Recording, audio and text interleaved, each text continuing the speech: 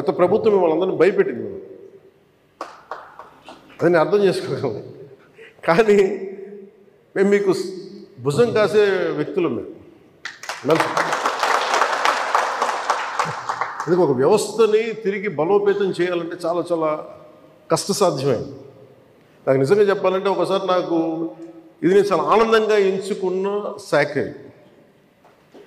నేను ప్రభుత్వ ఉద్యోగ కొడుకుని, ఆ జీతాల మీద మేము పెరిగిన వాడిని.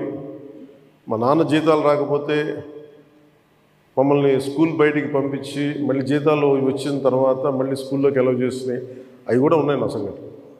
అలాంటి సంఘటనలు ఉన్నాయి. అందుకే నీ కష్టాన్ని అర్థం చేసుకోగలను. అంటే 1వ తారీఖు జీతం రాకపోతే ఏమవుద్దు నాకు అనుభవం ఉంది. నాకు అలాగే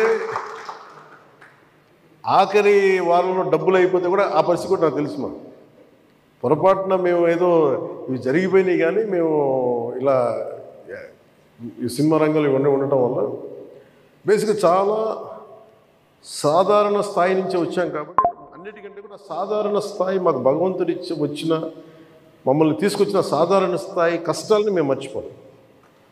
అందుకని ఈ రోజున రోడ్ల మీద బయటికి వెళ్ళి ఎందుకు ఆగి ఎందుకు మాట్లాడుతానంటే ఆ కష్టం ఎలా ఉంటుందో నాకు తెలుసు.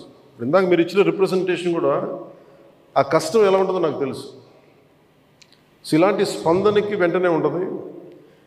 కదా నేను కోరుకునేది అంటే మిమ్మల్ని గత ప్రభుత్వం మిమ్మల్ని భయపెట్టింది.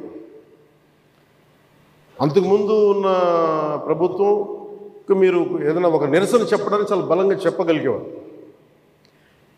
కానీ ఇప్పుడున్న కూటమి ప్రభుత్వం మీకు అండగా నిలబడుతుంది. ఫస్ట్ ముందస్తుగా మేము మీతో గొడవ పెట్టుకోవడానికి లేదు ఫస్ట్. ఎందుకంటే బ్యాడ్ బ్లడ్ ఉండకూడదని ఫస్ట్ ఫోన్ చేశాను మీకు. అరే వస్తే నువ్వు కలవలేదండి, నువ్వు కూర్చొని పెద్ద ఆఫీసులను కలుస్తాం, మమ్మల్ని కలవవా అనే ఒక చిన్న బాధ ఏదైనా ఉంటుంది. ఎందుకంటే నాకు తెలుసు, మా నాన్న బాధ నాకు తెలుసు. అందుకని వెంటనే ఫోన్ చేశానండి. ఆ కష్టం నాకు తెలుసు.